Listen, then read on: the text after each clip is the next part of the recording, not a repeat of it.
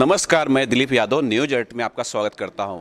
आपने बहुत सी फिल्में देखी होगी, देसी विदेशी, लेकिन आज जिस फिल्म की हम बात कर रहे हैं एशिया माफिया के ऊपर बनी हुई फिल्म है। हमारे साथ स्टार कास्ट हैं, डायरेक्टर हैं, प्रोड्यूसर हैं। आइए जानते हैं यह फिल्म किस प्रकार की होगी। जी सर, बहुत बहुत स्वागत है। Thank you so much interview करने के लिए। देखिए बेसिकली कहानी जो है वो जैसे नाम के हिसाब से किंग्स ऑफ माफिया, तो बहुत सारे किंग्स हैं ऑल अराउंड द वर्ल्ड, बहुत सारे किंग्स हैं जिनको लोगों ने नहीं देखा है। तो हम उनको चुन कर कुछ ऐसे लोगों को निकाला है जिनके बारे में लोगों को कम पता है, जिसके बारे में लोगों ने नहीं देखा है। तो ये उसी के ऊपर आधारित है। और इसके जो राइटर हैं विनय जी, उन्होंने ये जिम्मेदारी उठाई है इसके लेखन की। तो उन्होंने बड़ी अच्छी बेसिकली क्राइम में उनकी अच्छी पकड़ है। तो बाकी की कहानी ज़्यादा हम रिवील नहीं कर सकते बिकॉज़ कुछ पैरामीटर्स हैं, क्योंकि हम चाहते हैं कि पब्लिक देखे जानने से पहले। तो बाकी कोशिश है आप लोगों को अच्छी लगे बनने के बाद। मैं डायरेक्टर साहब से ये भी जानना चाहूँगा, अभी जो फिल्में आई, पुष्पा आई, जो इंडियन के ऊपर थी, इंडियन माफिया के ऊपर थी, और यश जी की फिल्म आई थी KGF, वो भी एशिया के ऊपर ही थी, मतलब इंडियन फिल्म थी, और अपने जो हिंदुस्तान के जो माफिया थे उनके ऊपर थी। आप हिंदुस्तान माफिया से अलग होकर एशिया माफिया पे फिल्म बना रहे, किस प्रकार से ये सोच आई आपके पास? ये सोच मेरी नहीं है, ये सोच मेरे प्रोड्यूसर साहब की है, एडम सर की। इन्होंने ही मुझे जब हम लोग लगातार बात कर रहे थे तो ये प्लानिंग इनकी है कि इन्होंने कहा कि हम ऐसा करते हैं कि इंडिया में जितनी भी आप चाहे वो सीरीज़ देख रहे हो, चाहे फिल्में देख रहे हो, इंडिया के जितने माफियाज़ हैं उनके ऊपर इन्होंने कहा कि ऐसा करते हैं कि हम अब इंडिया से एक्सपैंड होके एशिया चलते हैं। फिर हो सकता है कि एशिया के बाद वो हम रशियन माफिया बनाएं।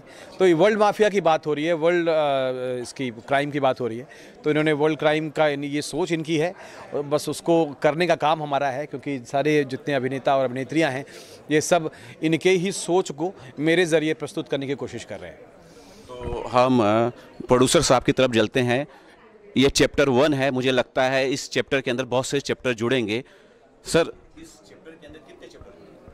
जैसे मनीष जी ने बताया था कि हमारा 10 चैप्टर्स के है प्लान, 100 एपिसोड का। ये हमारा भी प्लान है। जी सर, इसके अंदर आप भी कुछ अदाकारी करेंगे? हाँ, इसमें तो मैं कर रहा हूँ, मैं एजेंट का रोल कर रहा हूँ, इंडियन एजेंट जो कैसे जाके दूसरी कंट्री में जाके अपने टेररिस्ट को कैसे वो डिस्ट्रॉय करता है, तो उसी पे बनाई गई है। और जैसे आप लोगों ने बोला, ये मेरा एक एक्सपेरिमेंट है कि मैं ये चाहता हूँ, मेरा ये मानना है, पर ये एक्सपेरिमेंट है अभी। मैं I don't know whether I am going to succeed not, कि कंट्री कोई भी हो, कैरेक्टर मुझे इंडियन लाना है। और वो चाहे अरबिक हो, चाहे रशियन हो, हाँ वहाँ के लोकल आर्टिस्ट को ले सकते हैं, मगर जो लीड्स हो मैं चाहता हूँ वो लीड्स हमारे अपने हो, मतलब इंडियंस हो। ये मेरा मानना है। तो आई डोंट नो ये एक्सपेरिमेंट कितना सक्सेस होगा, मगर मेरा ये मानना है कि अगर आप अच्छी स्टोरी है, अच्छा निर्देशन है और अच्छी बनाई गई है, तो लोग वो चीज़ को इग्नोर करके वो देखेंगे कि ये स्टोरी क्या कह रही है, ना कि कौन कह रहा है। जी सर, मैं एग्री करता हूं कि आपका मानना है कि इंडियन लोग हो, लेकिन मैं ये भी मानता हूं अगर इंडियन लोग हैं, आप एक्टर ले रहे हैं, लेकिन उनका लुक, उनका जो परिवेश है, अगर एशिया के हिसाब से आप बना रहे हैं, उनका परिवेश भी चेंज होना चाहिए, मेकअप चेंज होना चाहिए। मेकअप को लेके कितना कुछ वर्क किया गया सर? मेकअप को लेकर बिल्कुल हम लोगों ने बहुत ध्यान दिया है इस चीज़ पे। अभी आगे बहुत कुछ करना है बिकॉज़ ये तो अभी शुरुआत है। और जैसा कि आप शेखर सर का लुक देख रहे हैं, तो उनका जो लुक है, अभी तक उन्होंने ऐसा कोई लुक अभी ट्राई नहीं किया। लुक से थोड़ा समय बिकॉज थोड़ा छुपाया है हमने, ताकि ज़्यादा रिवील ना हो। जब आप ये सीरीज़ की मेकिंग देखेंगे, फिर बनने के बाद देखेंगे, तो आपको किरदार जो है, सर ने जैसा कहा कि इंडिया से किरदार, बॉलीवुड से किरदार या इंडियन फिल्म इंडस्ट्री से किरदार ले रहे हैं, ये इनका बड़प्पन है। बिकॉज ये जो कि पहले बॉर्न इन इंडिया, लेकिन इन्होंने बाद में ये चले गए थे ब्रिटिश। तो उन्होंने जिस तरीके से इस कहानी को सोचा और मुझे उन्होंने करने का मौका दिया, तो इनका बेसिक मकसद ये है कि हर जगह के नए टैलेंट्स को, हर जगह के अच्छे टैलेंट्स को मौका दिया जाए। तो इनका चूँकि एक इंडिया से के प्रति बहुत प्यार है, तो इंडिया के जो एक्टर्स हैं, जो अच्छे एक्टर्स हैं, जो बड़े एक्टर्स हैं, उनको कास्ट करेंगे, लेकिन उनको परिवेश वहाँ का देंगे, उनको वेशभूषा वहाँ का देंगे, लैंग्वेज वहाँ का देंगे, और फिर देखते हैं कि एक्सपेरिमेंट कितना कामयाब होता है। बहुत बार हम देखते हैं कि जो आगाज होता है उसका अंजाम, जो अंत होता है, बहुत शानदार होता है, जिस प्रकार से उसका आगाज होता है। मैं पोस्टर अगर देख रहा हूँ, मैं पोस्टर दिखाना चाहूँगा, जरा आप कैमरामैन यहाँ पोस्टर दिखाएं। बहुत शानदार वर्क किया गया है, जो एक एक डिटेल रखी गई है, मुझे बहुत अच्छी लग रही है। ये माफिया का कलर कॉम्बिनेशन है, ऐसा लग रहा है कि ये अच्छा सा एक पोस्टर आप लोग ने बनाया है। इस पर बहुत काम किया है, इसमें कोई डाउट नहीं है। और मैं समझता हूँ जब आप इस पे अच्छे से काम कर रहे हैं तो आप फिल्म पे भी बहुत अच्छे से काम करेंगे। जी, ये तो अभी शुरुआत है, जो पोस्टर्स और सब चीज़ें जो है अभी तो ये नई नई शुरुआत है हमारी। इसके बाद जो है बाकी चीज़ें अभी बहुत सारा काम करना बाकी है, अभी कॉस्ट्यूम पे काम करना बाकी है, बाकी और कैरेक्टर्स पे काम करना बाकी है। क्योंकि बीइंग ए प्रोड्यूसर ये फिल्म में एक्टर भी हैं, सीरीज़ में एक्टर भी हैं, और इन्होंने पहले भी मेरे साथ एक फ़िल्म की थी स्कॉटलैंड, जो काफ़ी सारे अवार्ड्स जीत चुकी है, क्लेम्ड फिल्म है। तो इसीलिए हमारी कोशिश ये है कि अब इसमें उन्होंने एक डिफरेंट किरदार अभी ये प्ले करने जा रहे हैं, और ज़्यादा रिवील नहीं करूँगा इनके किरदार के बारे में, बिकॉज इसीलिए क्योंकि इनका जो है अभी बहुत कुछ होना बाकी है, बहुत सारी चीज़ें उसमें और आने बाकी है, इनके बहुत सारे लुक्स आने बाकी हैं। तो जैसे जैसे धीरे धीरे स्टेजेस होंगे तो वैसे वैसे लोगों को पता चलेगा। और बाकी आप लोगों की शुभकामनाएं चाहिए। और एक वर्ड बोलना चाहूँगा कि यावत भय तभेतव्यम यावत भय न आगतम आगतम तो भय मानः प्रतीकुर्यात् इत्युत्तरम, कि तब तक भय से डरो जब तक भय समीप ना आया हो। तो ये जो इन्होंने एक भय का माहौल क्रिएट किया है, तो जब वो आएगा सामने तो लोगों को अच्छा लगेगा। मुझे लगता है आप लोगों का प्यार और आशीर्वाद चाहिए। हम सवालों का सिलसिला और आगे बढ़ाते हैं, और आज अदाकारा हमारे साथ है, उनका जन्मदिन है। पहले मैं उनको बहुत बहुत बधाई देता हूँ। Thank you sir, thank you so much, so sweet of you. जी, मैं ये जानना चाहता हूँ, आपने साउथ में बहुत सारी फिल्म की है, इस फिल्म से किस प्रकार आप जुड़े? सर इतनी सारी चीज़ें कनेक्टेड थी, तो मैं ऑलरेडी कुछ प्रोजेक्ट्स कर रही हूँ हिंदी में। तो मैं एक दूसरी फिल्म कर रही हूँ जिसके पार्ट अध्ययन सर कहीं समवेयर कनेक्टेड हैं। फिर उन्होंने मेरा प्रोफाइल पता चला और मुझे पता चला कि वो ये प्रोजेक्ट कर रहे हैं। फिर मैं मनीष सर से कनेक्टेड हुई, उसके बाद सर से मेरी बात हुई, उन्होंने मुझे स्टोरी सुनाया। टाइटल, पहले तो टाइटल ऑब्वियसली इतनी एक्साइटिंग लगा मेरे को, तो मैंने बोला हाँ ठीक है स्टोरी सुनते हैं। और जब मैंने स्टोरी सुना तो मैंने बोला sir I am very excited, क्योंकि मैंने ऐसा कुछ अब तक नहीं किया है, तो करते हैं। एंड सर बिहार से हैं, मैं बिहार से आती हूँ, तो ऑब्वियसली मुझे वो ऐसा कुछ ये नहीं है, पर एक कनेक्ट होता है, तो बेसिकली उसको साइड में रखते हैं। पर सर का इतना क्लैरिटी था अपने स्क्रिप्ट को लेके, नरेशन को लेके, मतलब सर आप कहीं से कुछ भी उठा लो, कौन से एपिसोड से कौन सा सीन, सर को एकदम पता रहेगा। तो दैट सच क्योंकि डायरेक्टर को क्लैरिटी होना बहुत बड़ी बात है। मतलब वो सेट है तो सब सेट है, एक्टर सेट है, स्क्रीन प्ले सब कुछ जगह पे हो जाता है।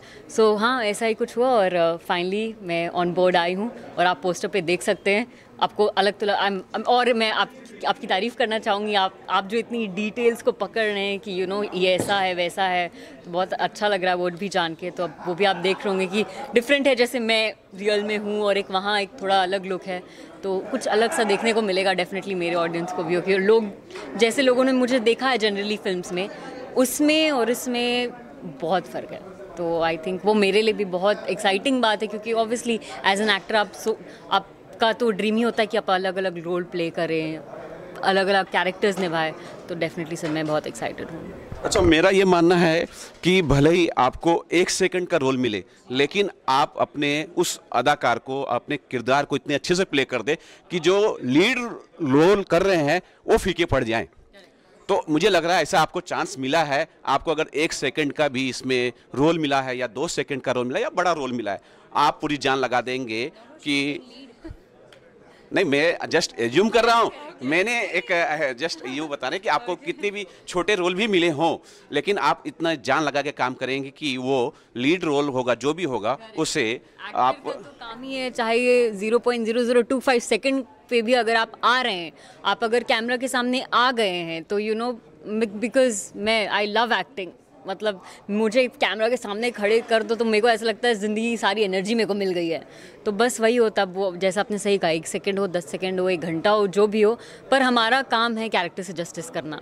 सो ऑब्वियसली, और फिर हर कैरेक्टर अपने अपने कैरेक्टर को जब जस्टिफाई करता है, मिल के वो एक फ़िल्म बनती है। कभी एक कैरेक्टर पे कोई भी फिल्म हो, सीरीज़ हो, या एक गाना ही हो 2 मिनट का, कुछ नहीं चलता। हर एक कैरेक्टर जब अपना 100% देता है, तो ऑब्वियसली वो निकल के आती है एक फिल्म।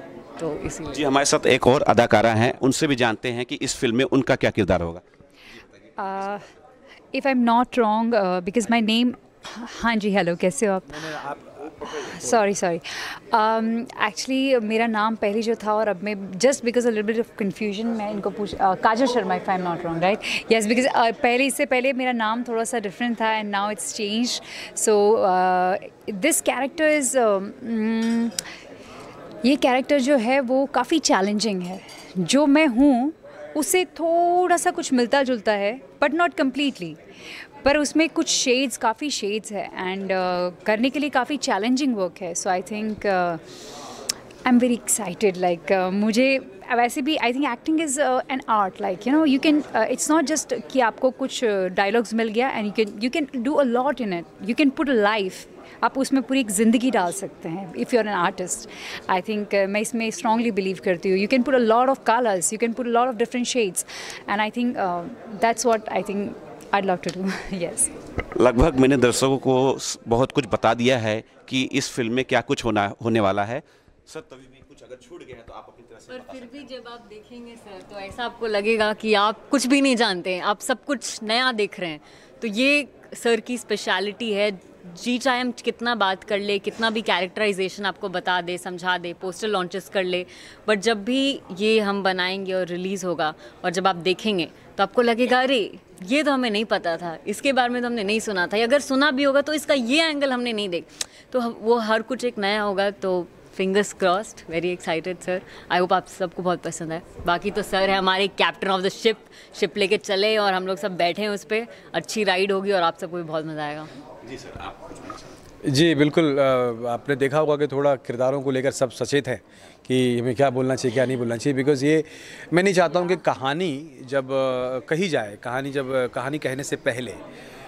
फिल्म दिखाने सीरीज़ दिखाने से पहले फिल्म दिखाने से पहले कहानी जो है वो रिवील की जाए बिकॉज़ ये बड़ा एक राइटर जब उस कहानी को लिखते हैं तो बड़ा संजोग कर रखते हैं अपने पास बड़ा संजोग कर लिखते हैं उस चीज़ को पहले बता देने से ना वो उसका मज़ा और उसका वो मर्म जो है उसके अंदर जो ताजगी है वो ख़राब हो जाएगी क्योंकि बहुत अर्ली स्टेज है अभी तो हम सिर्फ पोस्टर लॉन्च किया है हमने शूटिंग के बाद और अगर ट्रेलर आ रहा होता तो शायद कुछ और बोल रहे होते हम तो बाकी इसे जो है हमारे प्रोड्यूसर साहब ने भी बोला है कि अभी ज़्यादा कुछ रिवील नहीं करना है मैं भी नहीं चाहता हूँ रिवील ज़्यादा हो बिकॉज हम पहले बना लें क्योंकि इन्होंने भी अभी बोला कि मुझे कैरेक्टर नहीं पता मैंने सबको सिर्फ उनका किरदार सुना के कन्विंस किया है और सबको बड़ा अच्छा लगा और जैसा कि सर ने भी बताया शेखर सर ने कि मैंने जो नरेशन दिया तो मैं किसी भी एक्टर को नरेशन जो है सिर्फ उनका किरदार नहीं सुनाता हूँ पूरा ओवरऑल सुनाता हूँ और सुनने के बाद अगर उन्हें किरदार अच्छा लगता है तो हाँ बोलते हैं करने के लिए तो उसी तरह से सारे एक्टर्स को सुनाया इनफैक्ट जो प्रोड्यूसर साहब हैं इनको जो मैंने रोल ऑफर किया मैंने ही ऑफ़र किया और इनको किरदार सुनाया इनको सिर्फ इनका किरदार नहीं मैंने सारे किरदार के साथ इनका किरदार सुनाया नॉर्मली लोग क्या करते हैं आप हीरो हैं आपका किरदार आप विलन हैं आपका किरदार इस तरह के किरदार लोग सुना देते हैं ताकि सिर्फ उनके किरदार पे लगता है कि वही सब कुछ है फिल्म में वैसा मैं नहीं करता हूँ मैं हर किरदार को अपने तरीके से सुनाता हूँ लेकिन मेरा मानना है कि ये चीज़ अभी नहीं आनी चाहिए जब तक वो इसका ट्रेलर या कुछ ऐसा कुछ देखने को हमें नहीं मिलता है आप लोगों को नहीं मिलता है तो बाकी आप लोग आशीर्वाद दें और शुभकामनाएं दें इसको कि जल्दी हम इसको शुरू करें और जल्दी आप लोग के सामने लेकर आएँ अच्छा मैं एक बात ये करना चाहूँगा मैं सबसे पहले थैंक यू कहना चाहूँगा सेलिब्रिटी टीम और स्टूडियो नेशन यूके जिसकी वजह से ये हम लोग आज कर पा रहे हैं तो सॉरी मैं मिस कर गया था थैंक यू जी मैं आपकी एक अच्छी पहल के लिए अच्छे फिल्म बनाने के लिए बहुत बहुत शुभकामनाएं देता हूँ thank you so much thank you very much thanks thank you